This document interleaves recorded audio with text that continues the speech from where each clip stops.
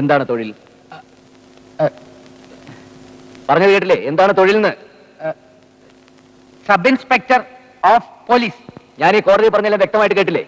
എല്ലാം കേട്ടു. ഈ ആഭരണങ്ങൾ കണ്ടതിന് ശേഷം സൃഷ്ടിക്കപ്പെട്ട കേസാണ് എന്ന് ഞാൻ പറഞ്ഞാൽ അത് താങ്കൾ നിഷേധിക്കുകയാണെങ്കിൽ ഈ കോടതിയെയും പോലീസ് ഡിപ്പാർട്ട്മെന്റിനെയും അവഹേളിക്കുന്നതിന് തുല്യമാണെന്ന് ഞാൻ പറഞ്ഞാൽ അതൊരു നുണയല്ലെന്ന് താങ്കൾ പറഞ്ഞാൽ അത് ശരിയാണോ തെറ്റാണോ?